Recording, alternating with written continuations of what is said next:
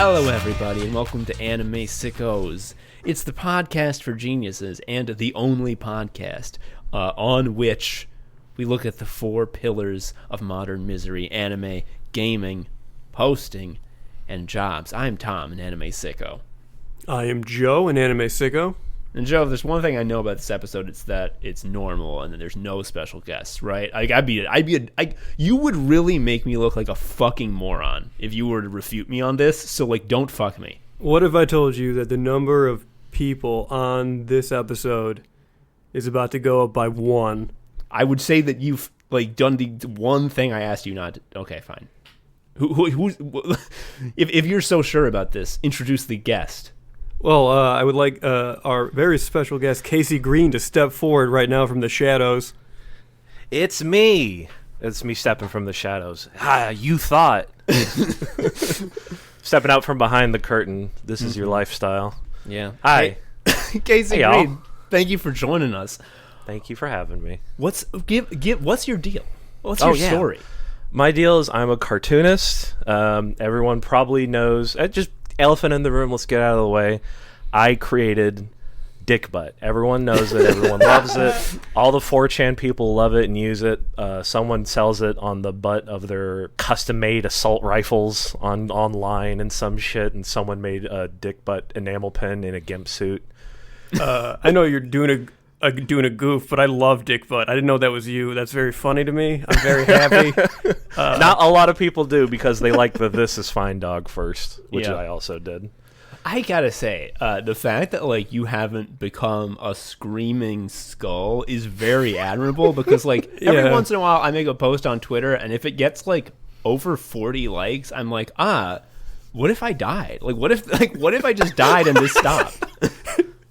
Well, thankfully, I figured out the mute the conversation is pretty nice. If something gets a little too much, I just fucking do it.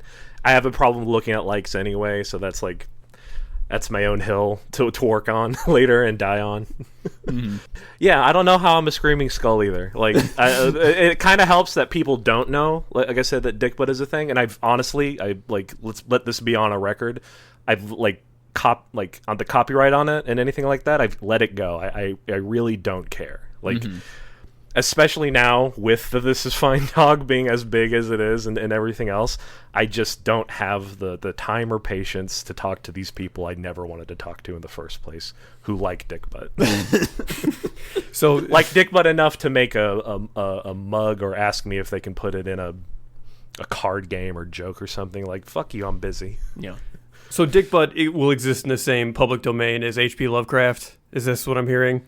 Yeah, the same domain as Sherlock Holmes, Mickey Mouse. I think his time is almost up. It's been 90 years, I think. Yeah, I'm pretty sure Disney's not going to remember to file that paperwork again. They're a pretty ramshackle company. Yeah. So what are you doing now? You're not spending all your days thinking about you know what? I don't care for Dick Butt anymore. What are you doing now? Although what did you do? That'd be wild.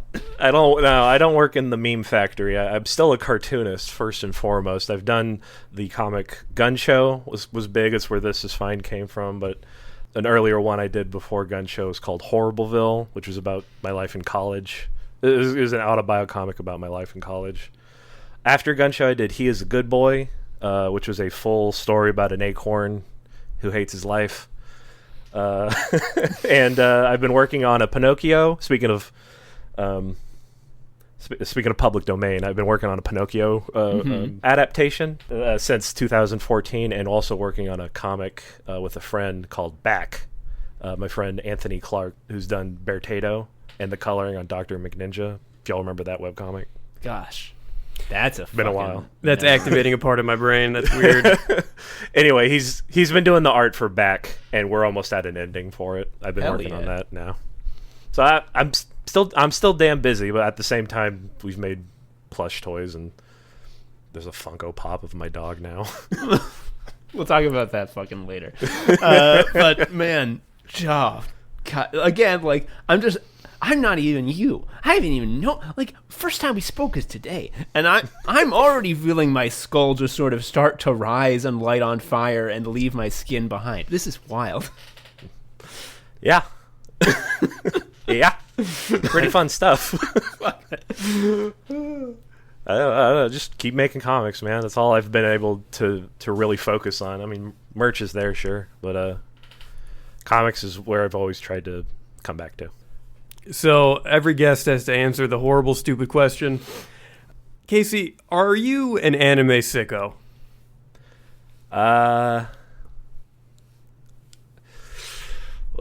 Describe sicko. No clarifying whatsoever. This is a question you have to interpret in your own heart. Yeah. All right. You also know what the answer is inside of you, so just say yes or no. Yes. Yeah, yes. I mean, come on. Yes. Cool. I've been a closeted anime sicko, let's say, for a good chunk of my early college adult life. I feel like being a proud anime sicko is sort of like a contradiction in terms, because like an anime sicko understands that anime fucking sucks and is the worst thing to watch, and that watching it makes you a worse person and a sinner. So if you were proud of it, then you're just a different kind of bad person. Every time there's the anime convention in Chicago, I'm like, if you do that, people will know you like anime. Like, that's a trap. They tricked you. You're on the sicko list, buddy. Yeah. Yeah. I'm total sicko. Who am I hiding from? Yeah. So you mentioned that you've been a closet sicko for a long time. What was your sort of like patient zero? What was like the ooze that fell on you as you were crossing the street that made you turn goopy? Probably cartoons in general. Like I loved cartoons as a kid. That's why I like started drawing and everything. And it wasn't just like Tiny Toons or anything on Nickelodeon, Ren and Stimpy, Rugrats, whatever. It was kind of anything. Like I was very interested in just that like animation. Even if it was done on like it was poorly done on like a sitcom. If a sitcom had a fun animation special, like I don't know why I'm bringing this back up, but it's in my heart. The Nanny, that sitcom, had an animated Christmas special, I thought, and I was like, cool. I've never watched The Nanny before, but now I kind of want to. Was it like stop motion or like... No, it was done in kind of like pseudo flash. I don't even know if it's real, to be honest, because I never saw it. I tried to watch it as a kid, and it's like I didn't find it, and I was like, this is just The Nanny. Where's the animated shit? Where's the cartoons, Dad? And your dad was like, we've never had a TV. What are you talking about? I'm looking now to see if there's like maybe there was. Did you ever watch that fucking show Fringe? Because there was an I mean, this wasn't during anyone's childhood. I mean, it was during someone's childhood, not any of ours. But there was a fucking animated episode that was done in the worst 3D animation I've ever seen in my life. And I'm pretty sure it was just because Leonard Nimoy was in that episode, and he's like, I'm feeling ill and I can't do live action acting. And they're like, and so they made it a cartoon. That was wild. even that level of bullshittery, that like I'll watch that. Like I'm interested in that. Like I don't care about Fringe, but I'll watch an animated version of Fringe. Are we cool to post little things in the chat? Yeah. Just for reference, because I found it looked like this from 1995 called "Oi to the World." Oh my god! Wait, is this the Jetsons? They're from the future. Like, is this not supposed to be the future? No, like, that's supposed to be. I don't know. Whenever the Nanny was set, 1995. This is the Nanny, but she's also the Esurance lady. Oh god, yeah, she's gonna defeat the agents of high rates after like cutting a hole through a pane of glass with that like spinny thing. You know, the one that's got the point at the end. Spies have it. I hope they at least had like a supernatural episode that they like could lean into the animation. I hope it gets real goofy. Hope there's Christmas magic. I bet there is. Isn't there? Supernatural's been on forever. Folks, I'm sorry. I gotta go back to this image that Casey has posted in the chat. Because like, if this is not... She's got like a cyber jacket that has like an E collar. Like it's from it. This is a jacket that you would use to jack into the cyber web. Like, how is this not the fucking future? And even the little kid has like the cyber collar on his jacket. And even the fucking dog. The dog has like a star around his head that like reads future to me. I'm getting off track, but like this is now I want to watch this. She was very fashion forward, and it is kind of a retro, like Jetson-y art style. Here's something else from it. I'm curious how it's animated. 95 was probably animated fine, I guess. I was just curious to watch it because, like I said, I like cartoons, and because of that, to get back on track, I tried to watch as much cartoons as I could, and that meant things like Dragon Ball Z and Sailor Moon before they were actually syndicated on like Toonami at the time. And you just see this nicely drawn, interesting stuff about fucking girls in skirts to a childhood who doesn't know what their own like sexuality's like. You're like, cool. Or there's a monkey boy looking in green water for a ball. Okay, I like that too. Yeah. So it kind of started simply, very basically, I suppose, with like the first syndicated anime stuff before Cartoon Network picked it up. I'm looking at the second image that you sent, and this one looks more like the Jetsons than the other one. Like, what is this background? That is like the floating house they live in. This is awful. I know Casey just got us back on track. Sorry. His other track is fucking awesome. There is a floating glass walkway to nowhere, just into the sky, that has 3 weird yellowish squares on it. Guys, that's art. I see why this compelled you. Like I'm saying, the aristocrats. That's art, baby. You gotta bring your imagination in it a little bit. This whole Christmas special seems to go off with her. I found a Facebook video, sorry, of the entire Christmas special. And it's just her having a pratfall with a dog, Tom and Jerry style. And then having to go find Santa Claus for some reason. I don't know. I mean, I assume it's going to be to save Christmas. The nanny saves Christmas. Yeah, she probably is going to. Yeah, fuck this podcast. Let's just watch the Nanny animated special. Do you have like a special list of all like your favorite fucked up animated like secrets? Like all like you know about this nanny. You were sitting on this nanny thing. So well, like what else do you know? I wish I saw it, but like in my head, it's always been the thing that I actually remember wanting to see and never got a chance to. So it's always been the back of my head, like I wonder if it's there. And now in the age of fucking everything, yes, it is here. Mm-hmm. I don't know. I liked the. I remember seeing a thing for Ralph Bakshi's Spicy City on HBO. It was just like a hot. Awful.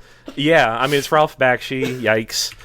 It was his animated take on like, what's gonna happen in the sexy city, starring this like, bodacious, dark-haired lady. Oh, sexy, you know. And it was also next to Sex in the City, so I got them too confused as a kid. Oh, you got your wires crossed. Yeah, I got my wires crossed because that was also premiering at the time, I think. And so when Sex in the City got popular, I was like, oh, cool, animation's big again. That's really nice to hear, I thought as a child who didn't have HBO. God, Spicy City is just making me feel like I ate like a bad egg. Yeah, like you're not supposed to see this. Mom's is like a Leisure Suit Larry game. Yeah, Mom's gonna find it and get upset. Also, like Ralph Bakshi's take on what would happen in the sexy city, like is it that people would have sex, Ralph? Like is that the fucking conclusion you come to? It looks like heavy metal. It's like his take on what heavy metal was. Spicy City, Jesus Christ. Cool World, baby. Everyone was horny for that lady. I don't know if you know about this, KC, but here on Anime Sickos, we've never been horny. That's our. Oh, I'm sorry. I brought too much horny into this episode already. Showing you the nanny stuff, and then now Spicy City. The animated nanny's waist is tiny. Mm-hmm. Like, actually, now that you mention it, I'm looking at at just the silhouettes of this Spicy City woman and the nanny. They're the same. This is a spin-off. Yeah, this is what happened to the nanny character. Awful. God. So yeah, got a basic start on anime. Yeah, and then like once Toonami came on, more shit got available to me, and I could sort of suss out the kind of the boring looking ones for the ones I was kind of interested in, like Tenchi Muyo or Samurai Pizza Cats. And the things I didn't give a shit about were kind of like Outlaw Star a little bit. See, that was my question. As a cartoonist, that was my question. Exactly. It's like, were you interested in like all these like robots and shit, because I know that's like a point of entry for some people, but the answer seems to be fuck robots. Yeah, no, it's always felt a little too boring to me. I know that's weird to say about giant robots, but it seemed to be less giant robots and more about the politics behind giant robots. Mm-hmm. And I'm saying this as someone who I know I have not seen Neon Genesis Evangelion at all. I tell you, as an anime sicko, I saw that I watched that shit this year. I'm sure it's a great. lot of talk, a lot of talk about how great it is. Well, actually, I'm sure it's fine. bad. It's fine. It's fine. It probably seems more interesting as the giant mech show than, say, any Gundam I've ever seen. Is all it really get at it. Is all I'm getting at with it. It's, to me, a series designed to make you write an essay that you post on like Blogspot that you show to all your friends, and they're like, wow, you should like review things, like you should do like start doing, like you should do a review blog, and you're like, really? And then like that's what Evangelion is for.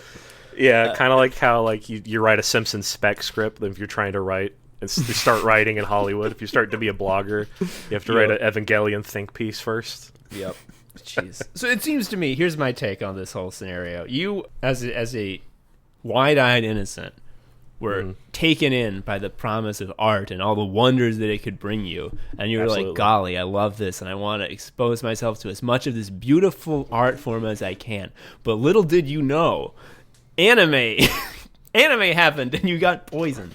Little did I know, the internet started to be a thing back when I was a child in the budgeting age of America Online.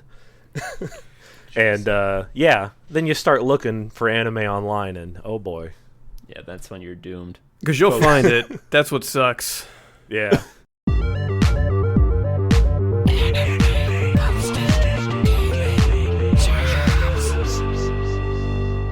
Casey, I hear that you, like us, have on your mobile device the Shonen Jump app, the cursed app that makes horrible comic books go into your brain, and you think about them constantly. Is this true? Yes, it is true. I'm sorry. I had to inject something in my brain during this COVID lockdown nightmare. And Dragon Ball seemed like a good substitution. It's better than thinking, for sure. Yeah. Whenever I am faced with either the prospect of my consciousness ending eventually, I will just go to the Dragon Ball wiki instead. So I relate. Yeah. So, Casey, were you a manga guy prior to the Shonen Jump app, or is the Shonen Jump app just turning the knob from normal amount to too much amount, which is a common experience in my estimation? I was aware of manga. And I mostly sought out kind of the indier stuff that didn't have volumes and volumes and volumes of shit already. Mm-hmm. I liked stories. I liked one-offs, So I saw when I finally started to understand comic books and quote unquote graphic novels. Manga was also in that mix, and I started to read stuff a lot more Tezuka one-offs, or maybe some smaller stuff that I hadn't heard of before, like Blackjack, or I think he did one called not Bug World, Mysterious Insects, something like that. He done a lot. He done a lot, and they're all super interesting in their own way. And Tezuka's really good at what he did. Mm-hmm. So, in any of these series or one-offs or what have you, did anyone surpass a limit? No, but I was aware of Dragon Ball. I watched Dragon Ball Z up until the Frieza stuff, when when Cartoon Network famously did not have any more to show. Oh yeah, that was good. That was good. So I remember getting that final finally more Goku. He's here. What's he gonna do? So, but I kind of shied away from that after a while, and I didn't finish Dragon Ball Z after the Frieza saga. I kind of just fell off, and then I just wanted something different. Mm-hmm. But now with Shonen Jump, the old seems nice again, especially the old manga. Yeah, I mean, the thing about Dragon Ball in particular, I didn't really watch much of it as a child. I saw it was on. I watched a few episodes, but then one day at school, I've told this story in the show before, but one day at school, I was like, "Hey, do you like Dragon Ball?" And this kid was like, "No, Dragon Ball sucks." And so then I got embarrassed and didn't watch it anymore. I read the fucking manga all the way through. Like, it is so snappy. It is so brisk. I loved it too. Like, I learned later that the first anime, was famous for stretching, let's say, the material a lot. Yeah, a lot of reaction faces of Krillin being sweaty. Yeah, a lot of one-side stories about the guy got turned into a frog on Namek. Yeah, he had some adventures that were definitely not part of the manga. No, I was wild to just get to that part of the manga and they left away. I was like, I actually like that part in the anime. What happened? Yeah, he becomes like mayor of the frogs or something. He has a fun adventure. But I like that's what I really got into manga more, because it does read quicker, especially for me. Comics just read quicker. And it does move at a brisker pace, even though rereading Dragon Ball, I love Dragon Ball. The beginning of Dragon Ball Z is fun, and then they get to Namek, and I tip of my hat to you guys for coming up with this term, but the numbies, they keep talking about the numbies going up, and that just got really fucking boring. Yeah. And even the Cell stuff was like, my numbies are this high. Oh, I'm not even using half my numbies.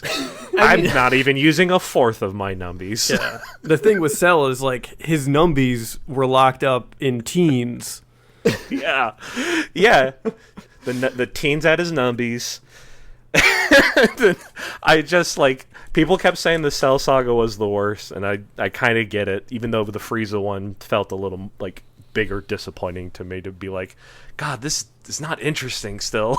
I mean, like, there are so many, especially near the Cell Saga, like every third panel, like Toriyama draws a self-insert of himself looking directly at the camera being like, I hate that you still like this. Can this get canceled yet, please?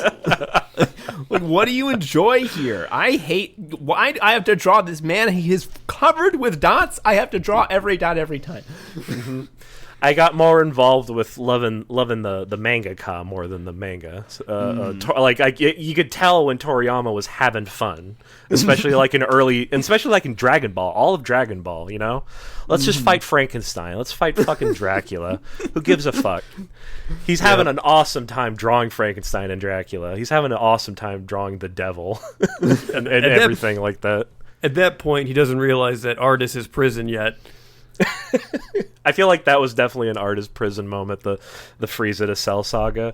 The Kid Buu stuff, he seemed to have fun again. Like, it started off as a tournament, and then it was just people who hated the world. You know, it wasn't anything bigger than that. You know, it was just some turds who unlocked a bigger turd.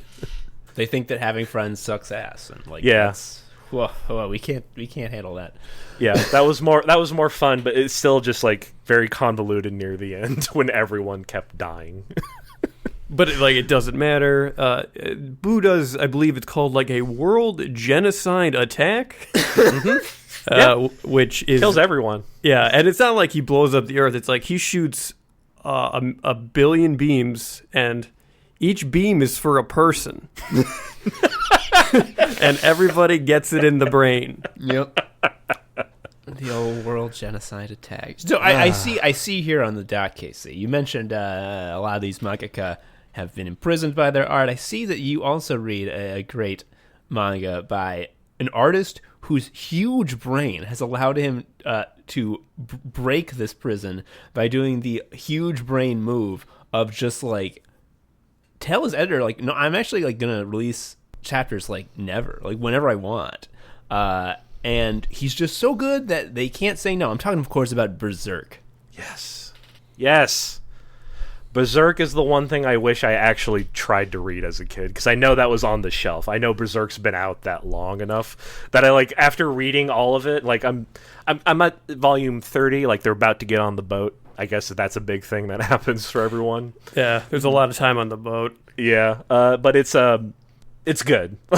Like I kick myself as a kid being like, I could have gone to the same comic store I always went. Berserk was right there. That's exactly what I would have loved. Fuck. But yeah, Berserk fucking rules. Straight up. Not only was it there, but like I remember going into like a Walden Books in a mall when I was like 10 and seeing like all the volumes and I'm being like, this is why you grow up.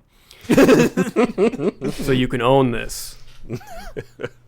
Yeah. Well, that's cool to know that he just like I know he's still going. That's awesome. I didn't realize he's on a I do it when I want tip. That's fucking like good on him. Yeah, I mean, I feel like when you draw a single picture of like the brain guy who's got all of his like face skin pulled back by hooks, standing in the fucking eclipse land. They love to stand in MC Escher land, which hard to draw. You draw one fucking double page splash of that, and like no one can tell you shit. It's like, hey, Kentaro, where's the chapter? And you'll be like, I'm sorry, did I not draw this shit? Do you see that his brain's out? And they're like, yeah, no. Well put. I love it. The art in that is so good, and it's so weird to see it turn from like... I loved the beginning Myths where it was just Guts on a rampage, and that's why I was really brought into it, and the Golden Arc stuff was great. But then it just takes that turn later where he starts to like get tired and he has to deal with Casca, and then suddenly it becomes an RPG party, like a standard RPG party, and I'm like, that's interesting. That's an interesting turn. It's weird that when it takes that moment where it sends the Moe witch into the mix. I don't know if y'all know what I'm talking about. I'm trying to remember. They go to like a tree land, right, to get Casca's brain back. They're going to like Elfland to get a tree back, and on the way they meet like a witch who is the like exact opposite of ever, like just more fucking comedy relief for the show. Like it already didn't have enough with fucking the elf, but now there's another elf, and then her, and then there's like Casca, just an annoying kid too with knives. Yeah, he's like the thief. He's the rogue. No, I guess Guts would be the rogue. Guts is definitely barbarian. Okay, well then there's another guy who's like more he's quick. He's like, he's got the rapier and stuff. And then there's like sister person, I forget her name. She kind of sucks. Man, I'm still in the part where he like is fighting the butterfly lady. Oh, okay. There's a lot to go then. I don't want to give away the witch. Well, I know that that the author is obsessed with the video game The Idolmaster, where you that's the real reason it's not like monthly, is because of Idolmaster. Yeah. You play as a manager in the entertainment industry who is managing the career of little girls. You need to make sure that they get all the good commercials. That they're into commercials for the popular yogurt. Big sigh. So, he pretty much puts in a cute little girl who's a witch. Yeah. And has her own issues and stuff later on. So enjoy that when you get to it. So what are you reading now? What's your now series? Like what are you using your brain on to read? Berserk is always kind of boiling in the back, but I haven't read it in a while. I just started reading. Me and some friends have like a literal book club where we meet a week and talk about like comics and manga. So this week we're all reading the Bat manga, the Batman comics by Jiro Kuwata from the 60s. What? that are just the weirdest 60th Batman comics ever. Where like his first villain he fights is Lord Deathman, whose big superpower is that he can die. Well, I can do that. We're all Lord Deathman. Oh, he comes back. All right. Lord Deathman can control his death. Whatever that means to you. They're pretty wild. Like they're old manga. We're like, okay, have fun with this Batman property, I guess. Holy shit! Wait, this is real. This is real. The DC Comics logo was on this. Holy moly! This is real. Absolutely, 100%. And they're just we bought a version of it for to read. Like it's on Comixology and everything. The Western comics and manga industries are like so they don't even like occupy the same hemisphere of my brain. Like I don't even think of them as creating the same product. So this is wild. Yeah, it's wild to see. As much as I've worked, like I'm not a super into the comics industry. Like the most I've done is maybe I used to write for the regular show Comic Book, and I did like some stuff for Boom, other comics and whatnot. Boom Studios, the comic place. Yeah. But like for most part, I've sort of stayed away from that. But learning how that's worked through like Grapevine and other people's stories, through learning how like Shonen Jump and other manga stuff works, how cutthroat each one is in its own way is kind of wild to see, especially as someone who's just like, I'll do it when I can. And I've gotten away with it too, apparently. Beyond that, I still read other comics, like actual, oh my god, American comics. God, I just read, wild. Speaking of Batman, I did reread Dark Knight Returns, because I was like, it's been a while. I read it when I was earlier in college, and so I was like, I want to see how this holds up. Not great, in fact. Yeah. In the way that is like super fascist, or like okay. Yeah, and the fact there's like Frank Miller trying to have so many cakes and also eat all the cakes at the same time, in the way that's like, man, I'm gonna make everyone have it, even though he has a clear favorite with like, the big hunky men who can do no wrong. Yeah. who hate going to get extra groceries for their wives, and then a small 9/11 happens or something in Gotham. Is this the same Frank Miller Batman where like they wrestle in mud for an hour? Mm-hmm. That's the one. Okay. And the guy that he wrestles is Antifa, but he has gross monster teeth and glowing eyes. Yeah, the mutants. That's what they called their gang. He had to like make fun of the Antifa guy in front of all his friends by wrestling him in the mud, and then everyone was like, "This guy isn't cool anymore," and then walked away. But then they started to love Batman. That was oops. Because Antifa is just, they don't have any real beliefs. They're just going along with what's fun at the moment. Yeah. I believe the muddiest guy in front of me at all times. That's literally how that chapter ended. But then I fucking read Year One by Frank Miller, but with David Mazzucchelli doing the art, and that was actually really good. Like the stuff that Batman Begins sort of took from, I didn't realize, but like everything else, I was like, hey, this is a decent book compared to what I just read. It's wild that like those books and a lot of the books that people like cite as like, oh, like the go-to classic American comics, they sort of like fit more the manga mold, where like instead of it being like part of just an ecosystem of like multiple ongoing books with these fucking hero guys who all sort of like live in the same city but don't really talk except when there's a special time. Like these books are much more of the mold of like, yeah, I'm gonna start writing my comic, and then when I'm finished, it's done. And like, that's like am I crazy? That's way better. Like that's so much fucking better. Once I realized, like, going back to Dragon Ball, once I realized Akira Toriyama was just having fun and making shit up as he went, I like a lot of anxiety about comics myself and how I do it, like, kind of eased off, like, just like something I've carried with me forever, just sort of eased off a while, and I was like, oh, these people just are having fun with their work too. Shit. It made me rethink, like, getting the Shonen Jump app and reading all of Dragon Ball, and plus others that I want to, is kind of making me rethink how I want to approach my own comics, Hell, and that's super wild to see again, and something I sort of like, even like something kind of mainstream manga. I always look for the weirder shit, but the mainstream shit's good too. Yeah, I mean, it helps that like it's weird to us because like we're not as these tropes. That are so fun. Like, I've read a lot of the Shonen Jump app. I've gotten deep in the catalog, and now there's like some clunkers. There's some real clunkers. Oh yeah. Oh, there's some tropey motherfuckers out there. The way I describe Black Clover is like, the Simpsons joke where Marge says, "Oh, kids can be so cruel," and Bart was walking by and goes, "Oh, we can." Black Clover is if someone said, "Oh, shonen series can really lean pretty hard on tropes," and they're like, "We can." There's a woman who is naked because she's always drunk. She's a wizard. She's very powerful, if I remember correctly, right? I would ask if she's not drunk, she's clothed. But you said she's always drunk, so she's always unclothed or hungover. Or hungover. Yeah. Does that count too?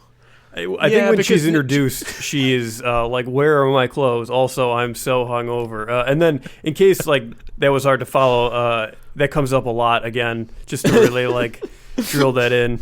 And like this fucking series is like 250 chapters in, so the plot has like really gotten deep into the world. We're past the sort of introductory stuff where like, here's the new trope, here's a tournament, this is like when the series like really comes into its own and has to stand on its own ideas. And in the last chapter, the main character said, and I'm not paraphrasing, "I'm going to surpass my limits." Trying to remember how many times Goku just said that in one chapter. I know you haven't watched anything beyond or consumed anything beyond the Boo saga. Dragon Ball Super is very bad. You should watch it when you want trash. But there is after Z, I promised my friends in the manga club we have that I was like, I'm gonna try to watch GT and Super one by one, because I know GT was made up on the spot and like not a manga, and then Super was also made up for anime only and is a manga also, but not before or whatever. Yeah, I could not do it, though. Super is much more fun as it's trash. Yeah, there's definitely like a demon death clown who like says, "That damn Goku, how many times is he going to surpass his limits?" And it's like, I don't know if it's a joke. I kind of feel like it's like just a very accurate observation. I think it is. I think Toriyama is kind of involved in the show now too. I think he just like. I can tell when he's having fun. He must know that. Yeah, and he sort of like, big quotes, writes the manga, which is, I think the guy who draws it is like, "Hey, buddy, what's gonna happen?" He's like, "I don't know. I mean, make the bad guy like get strong. Show that he's like stronger than Boo." And it's like, wow, stronger than Boo. Wow, this is why you're the sensei. And good. I hope he gets fucking paid millions of dollars for it. Sicko mode, sicko mode, sicko mode. Sicko mode, sicko mode, sicko mode. Sicko mode, sicko mode, sicko mode. Sicko mode, sicko mode, sicko mode. Casey, I have a question for you. This is something that's been sort of like noodling around in my brain. Are there any cartoonists that aren't depressed? Probably, but I don't know if their stuff's any good. I don't know if their stuff would be worth reading. Like I'm like that sounds even worse than any good, to be honest. No, it's not. I recently got meds changed and I got a little less depressed, and like I had the fear. I was like, what if I can't post anymore? What if my posts are no good? I mean, that's what that's kind of what the This Is Fine dog was about when I drew it. It was me getting my meds right in a way that I'd never tried before, and wondering if I would still be the same. The funniness are the same, and there are some people who also like, this is a universal thought. Even the fucking Penny Arcade guys had this thought. If you know that webcomic. I am very embarrassed to say the degree to which that was important to me when I was like 16. I'm sorry. It's fine. Like, it's hey, no we all had our moments. Like I read VG Cats. I would put vgcats.com onto the fucking address bar, and I'd be like, damn, that cat. It would be weird if that video game mechanic were real. Wow. Another. Next, everyone has that thought, and you're not wrong too, because it is kind of just like, it's just like, who am I? As we're all trying to figure ourselves out in a way. Mm-hmm. But I don't know. There's some people who are just genuinely not bothered and can still draw circles around us. One reason I think that a lot of cartoonists might be depressed, and I think it's part of, I mean, all the cartoonists I know certainly are depressed because of this. I mean, at least partially. Is that being a cartoonist, and really being in the arts in general, is something that the world hates. Capitalism sees art and it just starts fucking like seething and bugging out and smashing its hands against the wall until they bleed. And cartoonists especially, it's just like, we'll never give you money, bitch. Fuck you. We hate you. don't do this, but also you can't stop. How do you deal with that? That probably makes you feel down. Ooh, yeah. I mean, hey, that's why I'm on meds, baby. I mean, yeah. The internet has changed. It's like a lot since even like fucking webcomics were a thing. Like having a website, you'd click bookmarks on a web ring or get an RSS feed for, shit that is all outdated now because everyone has Instagram, Twitter, some kind of social media presence that they want to be on and never want to click a website ever again. Mm-hmm. that shit just changes. It's so weird to try and stay up with it, and I guess a little relevant too. But that's on any kind of maybe given profession, entertainment or otherwise. I guess it's just hard to sort of be like, I tried so hard to get an RSS feed to work because people were fucking giving me shit about it, and now it's automatic and no one fucking uses it. Google Reader is over. Dig is over. Everyone doesn't use those sites anymore. You can't put ads on an RSS feed. You can. I thought you could. Even ads are over because everyone's got ad block. It's so weird that like back in the day, if you wanted to post art, you could like put it in a place and you could just do that. But they're like, actually, how about instead it's posting? Like, how about we make it posting? Like, the internet really is a victim of a posting singularity. Like, the only thing you can do now is post. So, like, it used to be that, like, posting was a niche activity you would do, like, on a forum. Mm-hmm. But now, if you want to draw comics, it's like, oh, do you mean posting? Like, you mean posting. It's the same as you have to post a comic. It's like calling it creating content. Yeah. You got to make a new comic. No, I got to make some new content for my posting site, my Twitter feed, my Instagram. Yep. You're not competing against, like, other comics, or you're not getting the attention of someone who's like, what I'd like to do is seek out some fun artists and read cartoons and comics, because that's what I like. It's every fucking person in the entire universe, and you're competing against everything else. Yeah, like Bolsonaro posted this video of like him walking, and he was very wide because the video was stretched out. Like, every time you do a comic, you're up against that. That sucks. No offense. That's Bolsonaro, baby. What can I do? I watched that video a lot. The song really goes. Yeah, and like the internet's shown that like also like regular fucking people are kind of good at what you tried to do back in the 2008s, 10s, something like that. Like anyone can make like a pretty funny a little video that just like it ends at the right part, or a funny image that becomes the next big thing, accidentally or on purpose. No, it's always never on purpose. It's always accidentally. It's leveled the field in a way where it's kind of hard to stand out anymore. Especially if you're new. Like I've been doing it for a lot longer, so I have that I don't know what you call it, privilege or something, to have that cooked in fan base right already in this time of day. But it's I can't imagine doing it now. It's just different. It's just so different. Like if you're a new artist, like you could spend like months creating like a fucking just a tight and wonderful piece of work, and then like some state senator's teen son is gonna post like shoes look good and take an out of focus picture of his shoes and get like 3 million likes, and you're like, what? What?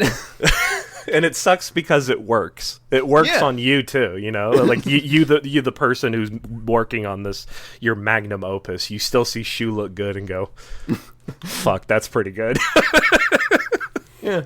Like, I mean, I've seen a lot of amazing work on Twitter, but I hate to say it, but I'd be lying if I said I didn't remember the fucking I Made Queso more.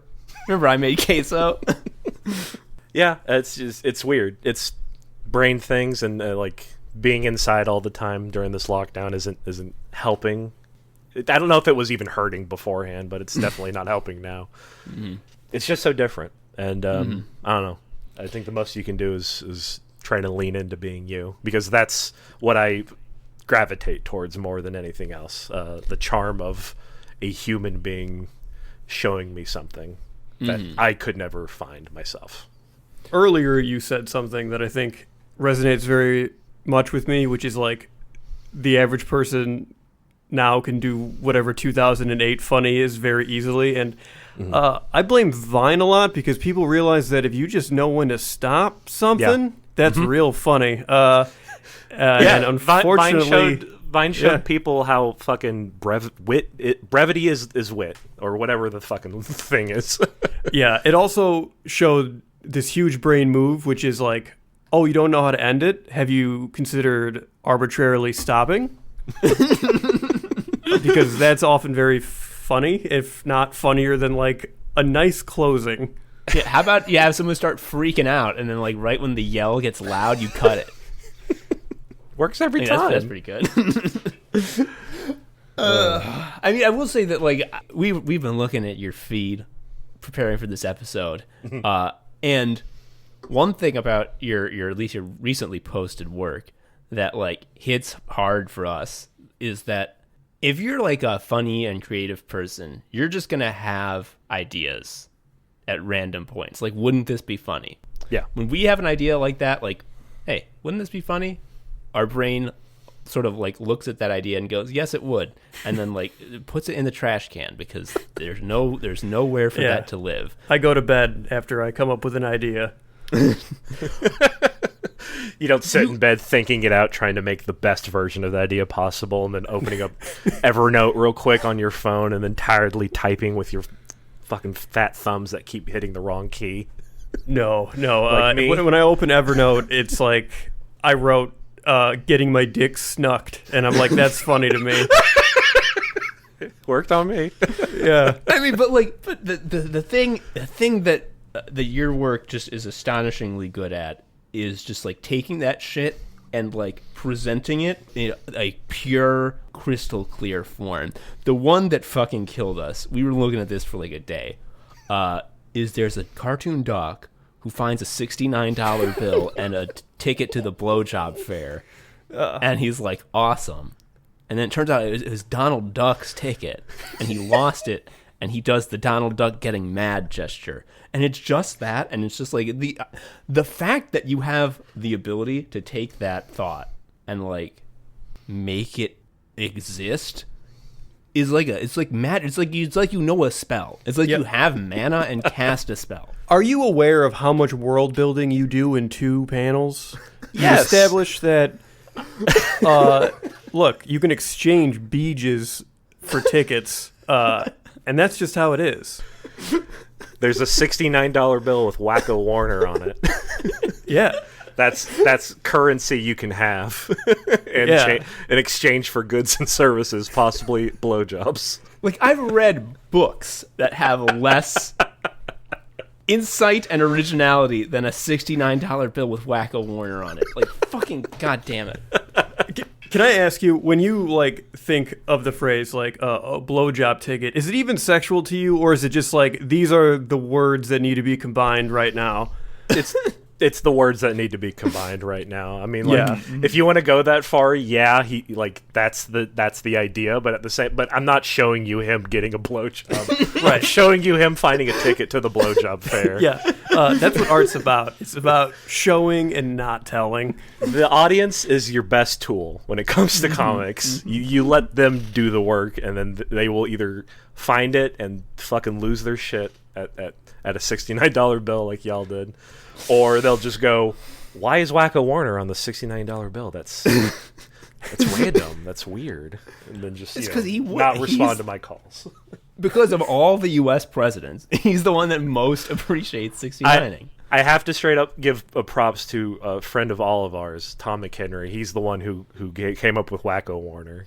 Because my initial first idea was just Bill Clinton. I was like, who cares? It didn't matter, and it's like it's relevant. I tried to copy a picture of Bill Clinton, the one with him and Jeffrey Epstein. Yeah, but like no one would know that was that picture unless they like were fucking weirdos who were into the Epstein stuff. But then I just like I just put out a call to like close friends, like who would be funny, and then Tom just fucking nailed it in one. Jesus Christ! Yeah, it's funny king. From a property law perspective too, right? The mixing of like WB and Disney are gonna have to fucking fight me over this comic. What a collab! There's so many injustices in this goddamned world, too many to count. But the fact that this fucking world values like a strategy consultant at a higher level than people who can put together a panel where there's a $69 bill with Wacko Warner on it and a ticket to the blowjob fair, it's just like it's unconscionable. Like, how can this be? You hate to see it, folks. Yeah, and you made this, and it wasn't like the only thing you made. Like, this is your job. That's the key. Like, if I thought of this, like, there are Anime Sickos episodes that are really good, and just like, damn, that's like one of the 10 things that I've made.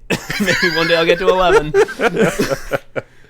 Yeah, that's the other thing about comics that was good to learn early on is like you can make the best one that you want and the best time. It'll take all the time you want. It takes people 20 seconds tops to read maybe your strip, and they might not even like it. They might just go, "That sucks," and then walk away, and then forget about you forever. So like, don't kill yourselves doing this. You know, you just like meaning like don't fucking like. I can draw pretty fast. I've learned to like just do a thing real quick, and like even I did another comic that's the funny online animals strip you mentioned. I did another one that has like no backgrounds, anything. And I'm like, I don't care. It doesn't need backgrounds. Backgrounds aren't the point of this strip. Yeah. Even though there's always like the comics teacher in the back of my head going, "Where are they? Establish location." They're in the comics. They're in comics zone with an X. Yeah, they're in the comic talking about the comic. What do you want from me? So before we close out this segment, I believe, Tom, there's like some gnawing thing you have to say to Casey, otherwise you'll literally die. Yeah, I'm being possessed by a scary demon, and I just got out my big ceremonial tongs, and now I'm going to pull it out.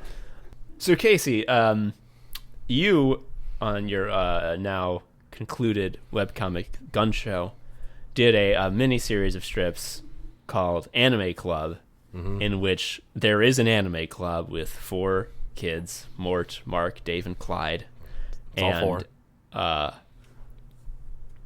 don't really have like much substantive to say. Like, I couldn't like do a fun segment that like really like digs into something interesting to a listener. Oh, you know what? I just want to say that I have an idea. Let me put it like this. One time I went over to Tom's house, and he put the whole thing on the TV. And I read it. He made me read it. It's the fucking best thing I've ever fucking seen. And when you were hemming and hawing over "Are you an anime sicko?" I'm just thinking about Anime Club. I'm like, if you say fucking no, I have proof. I have actually, I have the book. I have the book. I can go get it. Yeah, I mean, like that's why I hemmed and hawed, because like each little boy was like a section. Oh, that's weird to say. Each character was a part of me in some way of how I felt about anime. Like there was a Mort side who just trolled 4chan too much and weird anime stuff just like sometimes you find a really fun image, other times it's a lot of porn and you're like, yikes. Yeah, that's Piccolo's dick. Yeah, that's Piccolo's. Why is he fucking Goku? Because they're in love. They're in love. I didn't know that at the time. Or I'm Mark. I'm like a little snobby about my shit, and that's kind of how I said I like the weirder, indier stuff. Mm-hmm. And there's like Dave, who's kind of like the calm-headed one who just torrents everything, watches nothing almost, or does and just doesn't talk about it. He's just like a computer, just inputs data, and that's all he is. And then there's Clyde, who's like interested but doesn't know anything, but also like low key embarrassed by like having to do the dance with the Japanese animation club and that one thing, Like, folks, I can't. You should read all of Casey's work, but if you're gonna pick any one, my personal recommendation is the fucking Anime Club, because like he is right. what he's saying is right. The experience of being an anime fan is put in such a relatable way in this fucking comic, but also the faces on these awful boys are so grotesque, and I look at them and I just hoot because they're like every once in a while there's like two awful grotesque faces that they make as they're exploding in rage, but between them there's just this sort of like wind up panel where they're just silent and like getting ready to do it. Holy shit! Like I'm not gonna keep going. I'm not gonna just be like, oh, you're so good. But he's saying those are the notes you're not playing. Yes. Oh my god! Read the Anime Club. Please read the Anime Club. You can find it. I think you can go to gunshowcomic.com/AC, and that like has them all kind of collected in one easy to read chunk, or just buy the freaking book. Buy the book. Buy the freaking book, people. Go to topodico.com/KC. I think that'll work. Let me check that. Nope, it won't. Go to topodico.com. You'll find my shit. No backslash. I think it's /collection/KC. It doesn't matter. Never been horny. Never been horny. Don't tell the paper that I ever got horny. Hey Casey, I heard you watched a reboot lately. Oh, I love that show with the 3D boy who goes through games. The 3D boy who gets in the games, and then he goes away from games, and then at one point the boy grew up and then became he loses cool his game eye. man. He loses his eye. He became like the god or something of the game. Yeah, Reboot's a cool show. Oh, you're so clever. You know what I'm talking about because we discussed it before. I know, I gotcha. Before the show. Yeah. Everyone's rebooting everything, and the Animaniacs one came out today on the day of this recording. And it's not bad. Like, I don't know. Fuck me, it's not bad. But I like, there's still a part of me that's just like, this, like, why do they keep doing this? I mean, like, why? Why do they keep going back to that well? And why does it always work? In the same way that, like, anyone can make something funny these days the way you could back in 2010 or whatever as a comic. It feels like the reboot seems to work. People are okay and dig that, or if they don't, it's like did someone who did like Full House back in the day didn't like Fuller House, maybe, you know, like it's the same type of people, just like the same type of slop. and it worked on me. Like, I watched one episode of the Animaniacs one, and I was like, the animation's, it's not bad, but it's like, it's different because I think it's more digital and in-house now, so there's like over-animated moments, but it's not bad. And I can't help but shrug because I know, like, I hate hearing nothing but talk about reboots only when, like, there's still good like original shit out there happening, but it's just like, it's disheartening. And I still love animation and cartoons in general, and it's just disheartening to see them just go back to the same shit just because it worked. It's real easy to be like against reboots until someone's rebooting some shit you want to see. Yeah, I had some opinions online.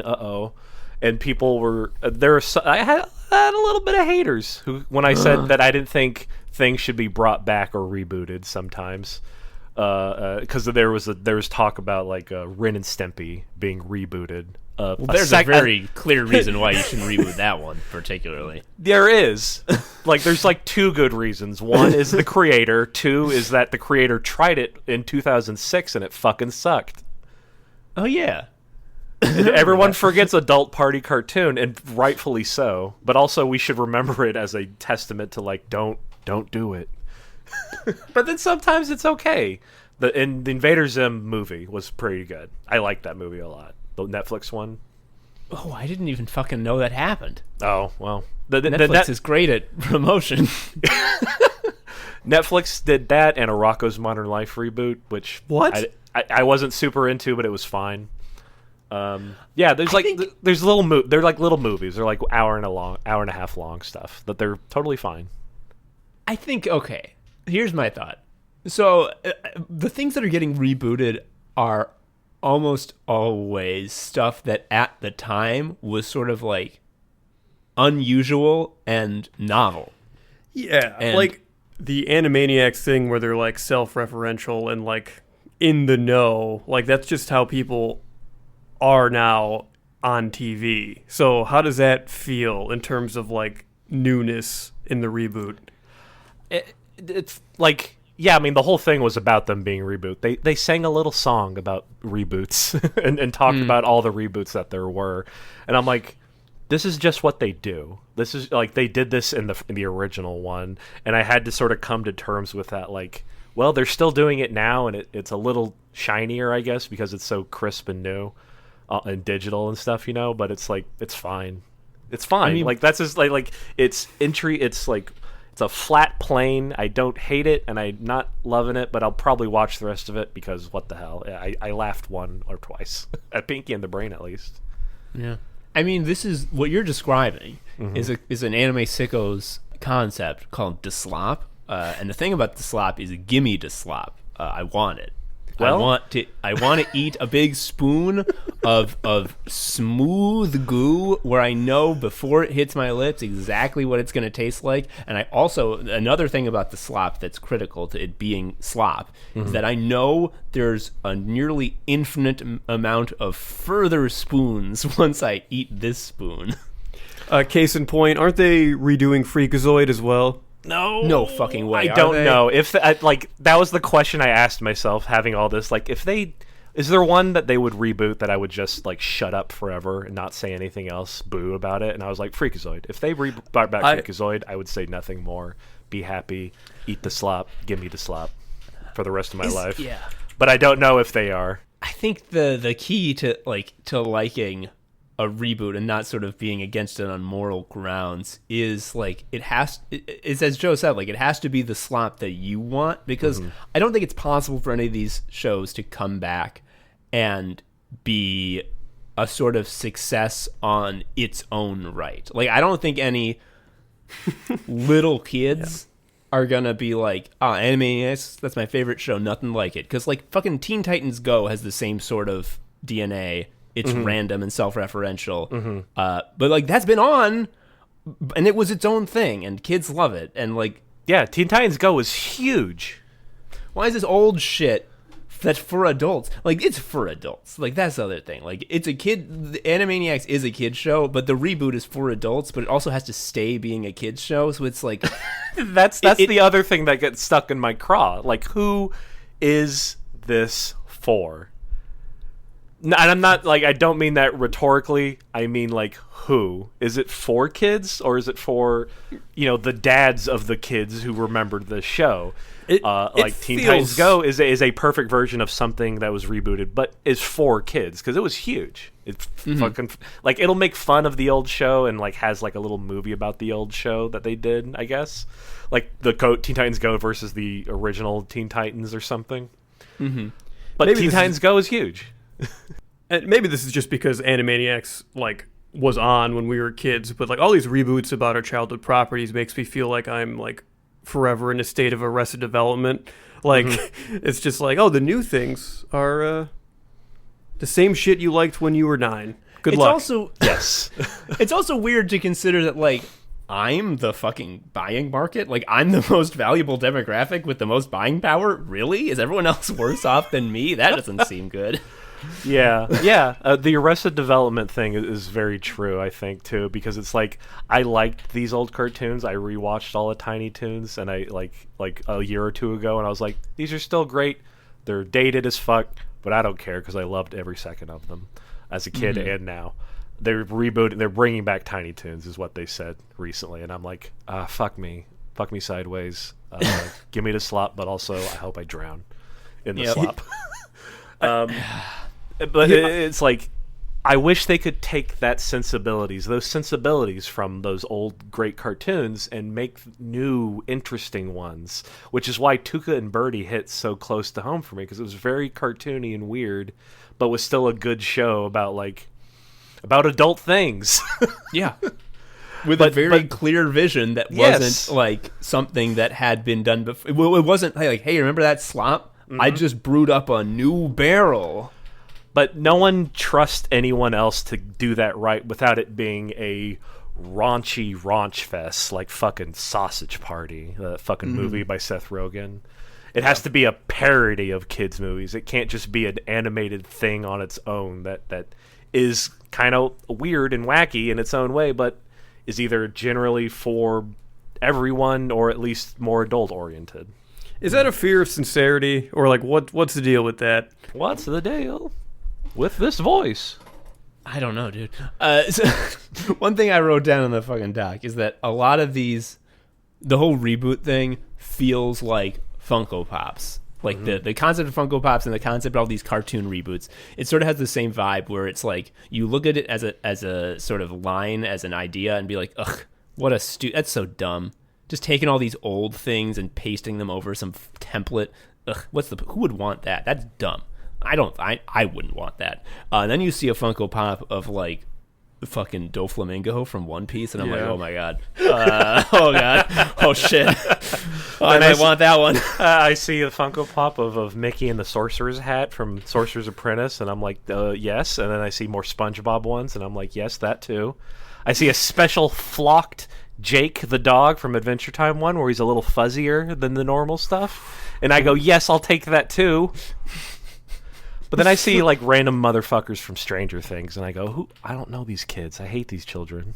Yeah. And then you're like, I can't believe they're taking this stupid property and just slapping it on the Funko template. It's so unoriginal. Oh, is that Beavis and Butthead? I want it now.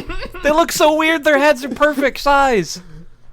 Yeah, like I would never watch this dumb reboot. Although they reboot Animaniacs, though. Oh, they got new Pinky in the Brain, though. They got Maurice LaMarche, though. Okay.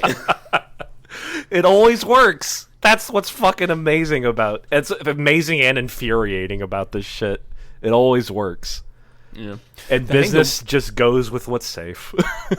I mean, I was going to say, like, the one reboot that would be an entirely sort of self-sustaining and success, not on the strength of its forebears, would be if they ever brought the Venture Brothers back. But we did a whole fucking episode about how the Venture Brothers will never be back because it's the opposite of profitable.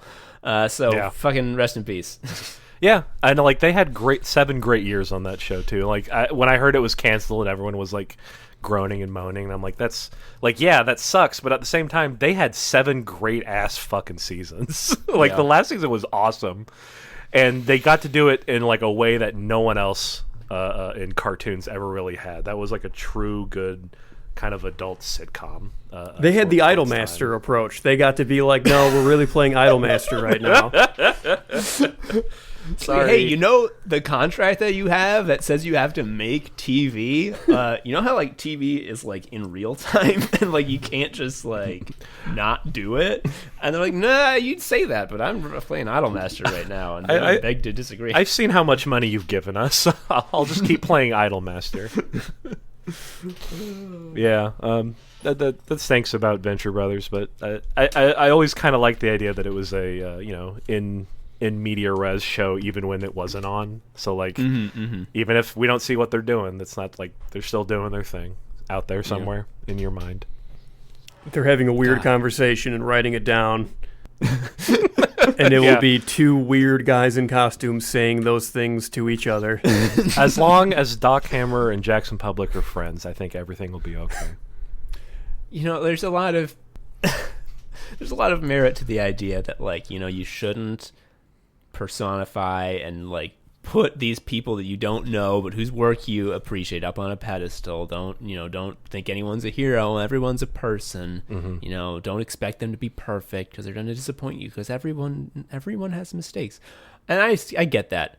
But like, if one day I hear on the news like, oh, actually, did you hear today Jackson Public was rude to Doc Hammer, I'll cry. I'll do a big sob and order a milkshake. Oh yeah, when they were like, the show is canceled, I was worried they would stop hanging out. Oh my god, what reason do they have to be friends anymore? Yeah, I mean, if we didn't have this fucking show, I'd never talk to Joe. No, I don't think. Immediately take it back. Oh my god. Yeah, it's tough out there for entertainment. Yep. Anyway, I sold out and worked with Funko to make a pop out of the This Is Fine dog. So who am I to fucking say anything? You'd be dumb not to. Like, if you told me, like, I said no, and like, oh, well, I didn't know we interviewed the dumbest person alive. I usually try, like, look, I'm a small business, a sole proprietor.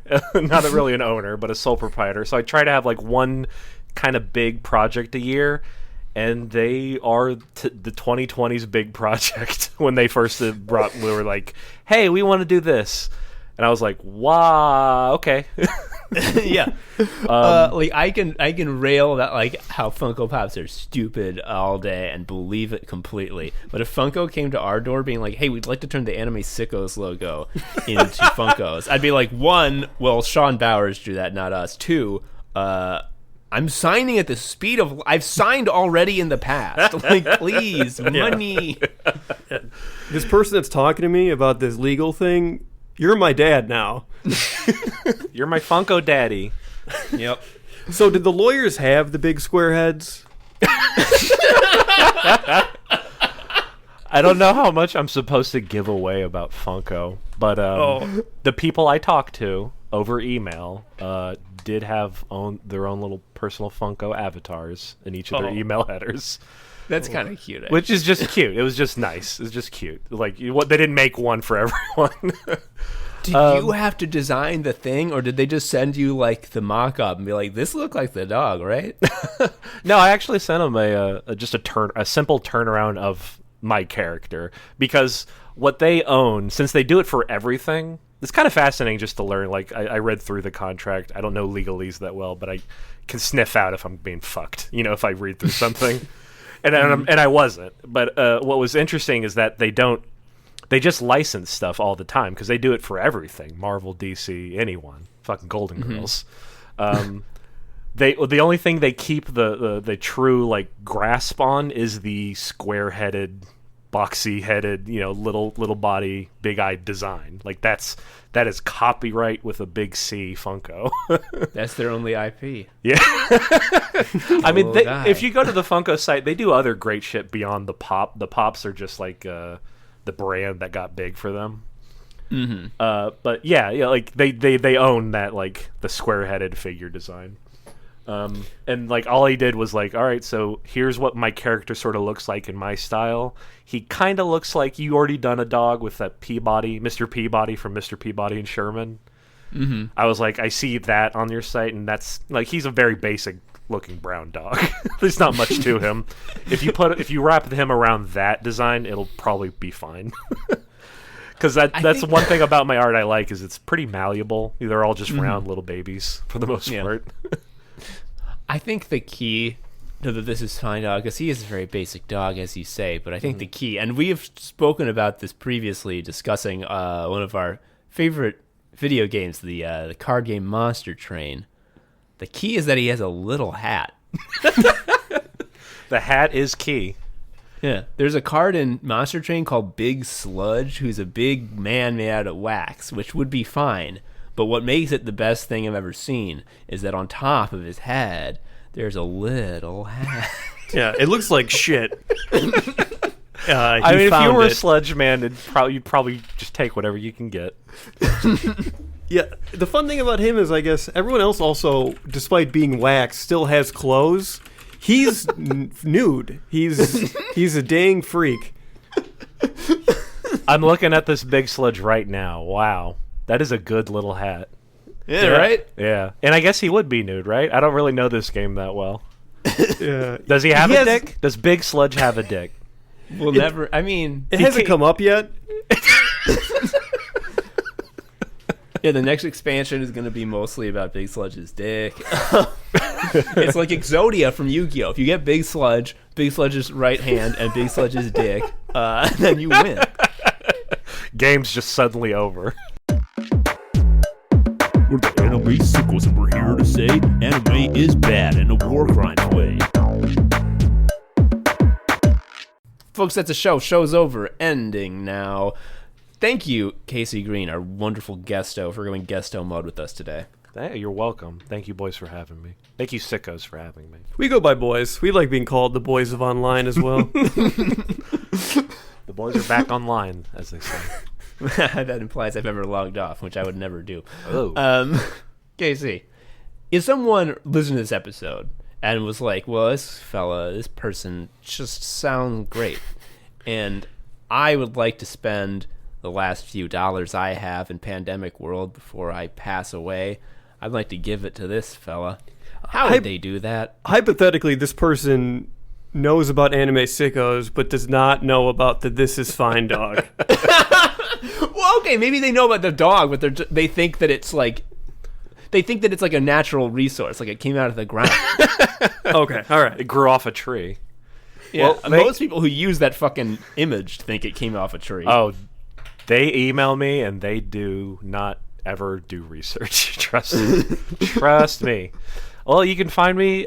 You can go to the store. If you go to the URL famous.dog, that's a real URL. That'll take you to the This Is Fine Topodico page where all the This Is Fine products is, and that's the only, put a big stamp sound, official site where you can get This Is Fine stuff. Anywhere else is probably bootlegging it, and I've probably already asked them to stop, and they probably don't care. I was going to say, have you heard about Etsy? There's some wild shit on there. Oh, I got Etsy on speed dial just to be like, yo, there's a mug again. But if you just go also to topodico.com/collection/KC, that'll be nice. Just like my own other stuff. The other one's like This Is Fine only. Everything else is all in there, including all gun show books. The big He Is a Good Boy book collects the entire huge fucking comic I did, 400 pages. God darn.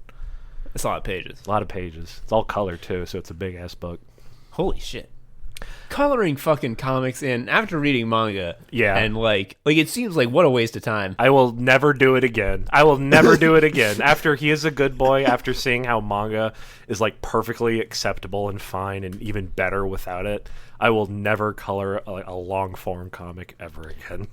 That said, there are a lot of manga series where a character's hair color changes as they power up, and you don't know until someone's like, damn, can you believe it? Naruto's got red hair now. I'm like, he's got what now? It's a different shade. I mean, it's not. It's white. It's white. It was white before, and it's white now.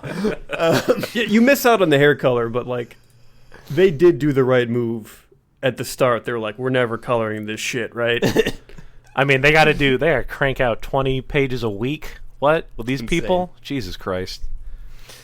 Anyway, you can also follow me on the social media, Twitter. Like, I'm not posting as often as most people do.